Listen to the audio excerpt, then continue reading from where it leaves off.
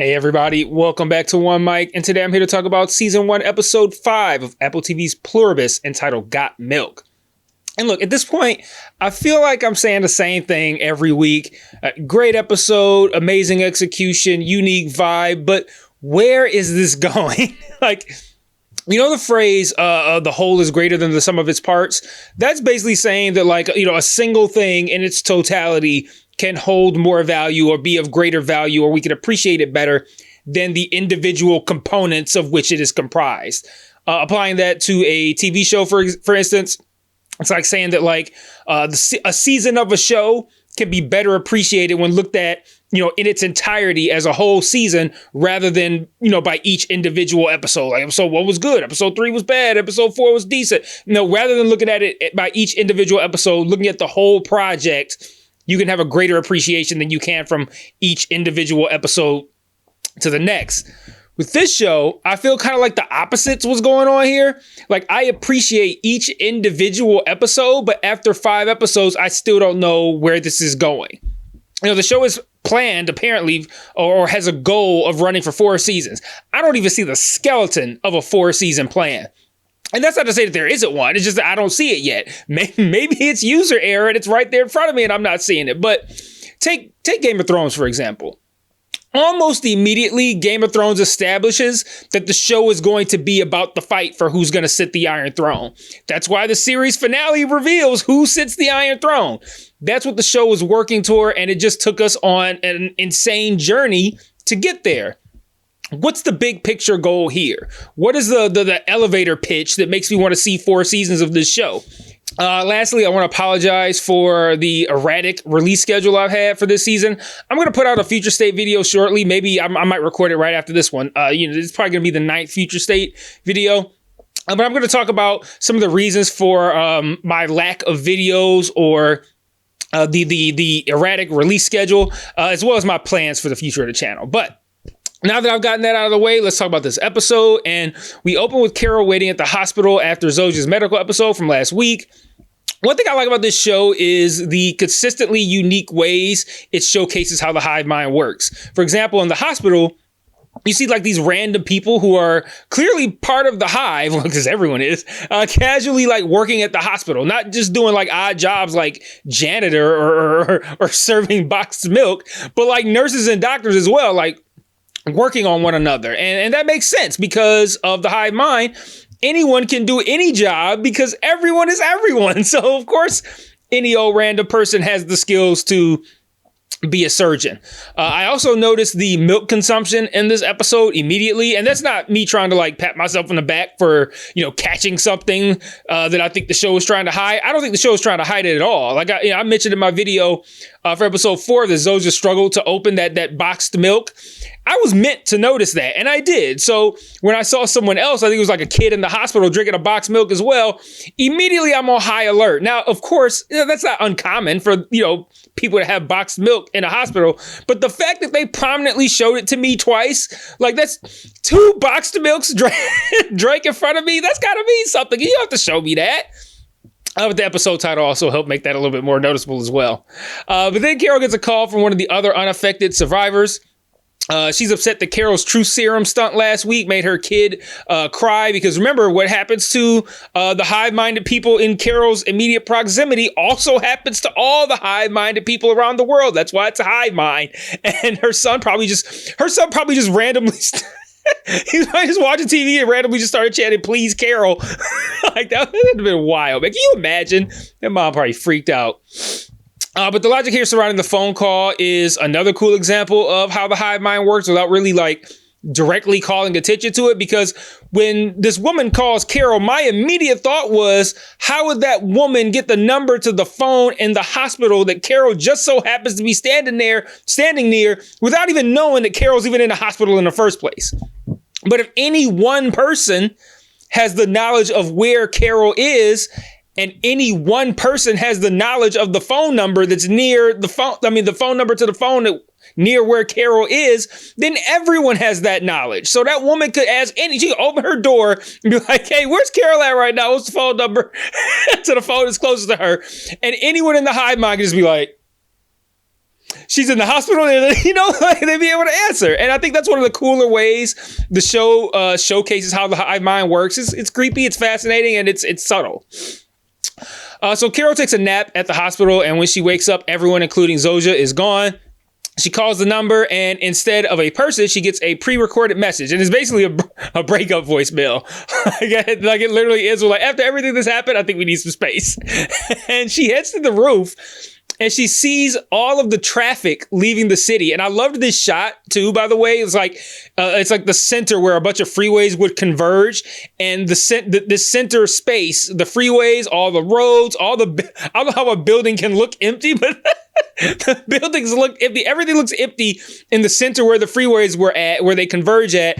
And then you see all the cars heading away from that center place. And I wonder how they even got that shot. Like, do you have to shut down a portion of the city for a few hours while you get that shot? But Carol, you know, she says good riddance, and then we get the Pluribus title card, and we learn that we're nearly now 9 days into the infection. I think it was like 8 hours and 20 minutes, something like that. 20 hours. 8 days and 20 hours. So we are now nearly 9 days into the infection. And Carol records a video for the other 12 unaffected people, explaining everything that she's learned so far and encouraging them to aid her in reversing the joining. But like, she's like smug as hell in the video, like full on, like, I'm the only one who gets it energy. And if you guys don't care, then that's a real problem and you need to listen to me. It's very off-putting. And then I feel like she kind of threatened the others as well in this video. Well, after the video.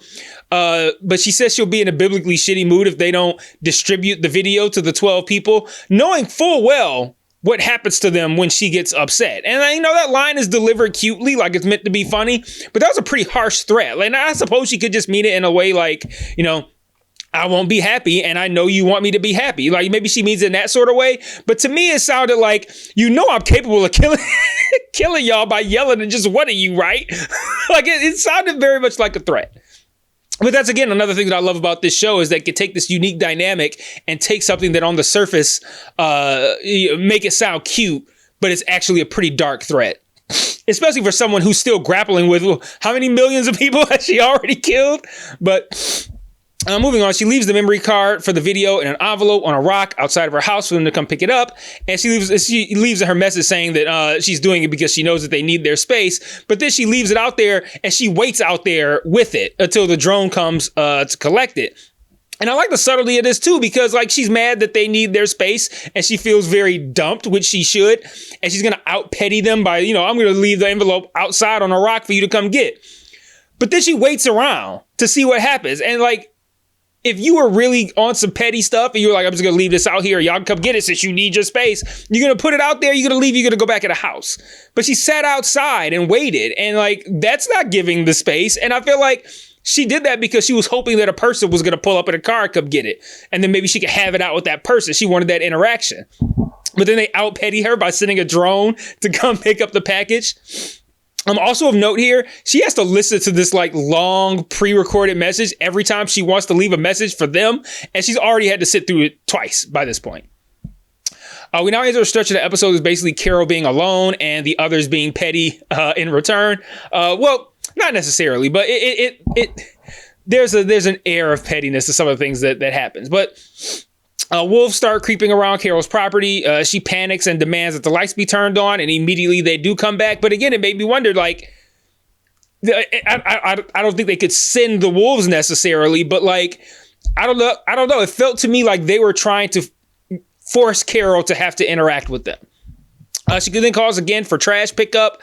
Mind you, this is the fourth time that she's got to call and sit through that pre-recorded message. But this time, after she asks for trash pickup, they call her back with a pre-recorded response. And they basically give her instructions for setting out the trash, which includes a weight limit on the trash that she can set out. And she doesn't abide by the limit. And we end up with a scene where the drone struggles to take the trash bag away, and it gets wrapped around a light pole, and the trash bag falls down and breaks open. And I think this scene was simultaneously meant to be funny and to move the plot forward, but I didn't find it funny. So we're just going to talk about how it moved the plot forward. I found it pretty, predictable and not terribly imaginative, but Because of the failure of the garbage drone, Carol ends up taking her trash to a public trash can and discovers that it has nothing but empty milk cartons in it. All the trash cans in that immediate area have nothing but empty milk cartons. Like, there's not like other things in it. It's just empty milk cartons. And that's when we get the Apple TV / HBO crossover that no one wanted until we got it between Pluribus and the chair company, because I swear to God, I thought this milk was going to be made by Tekka. But if you haven't watched that show, you're not going to get the reference. But if you have, if you watched that show, I want to know in the comments if you also watched the chair company. Did you start to get that vibe when she starts investigating this milk company? But anyway, Carol heads to the facility that makes the milk and discovers it's not milk at all. It's like some powdery substance that gets mixed with water, and then they drink that out of the milk carton. And she finds massive quantities of this powder in these like big industrial sized bags. And she runs a bunch of tests on them. Most of them kind of like, I don't say dumb, but like she was doing what she could. And she reported her results back when she records another video for the survivors as a whole lot of things like it's of this texture and it's of this smell. It has this oil content, and it's a bunch of information that's not terribly useful. But she's trying to at least warn them of what's going on, with the drinking of the milk. And she deletes the first video, and then she records a second one that we don't get to hear, and then she just drops it off for delivery. But let me know in the comments what you think made her record a second video. Like, what's different about the second one? What did she not like about the first one? Did she not like her tone? Because remember, I said that like her tone was is very smug. Or maybe did she think that she revealed too much of what she knows in a video that she knows that others are going to see? Like, they'd be like, oh, she's on our milk thing. Like, maybe she wants to keep that part quiet. I don't know. But I guess we'll find out next week. Now, remember those wolves? They're back again.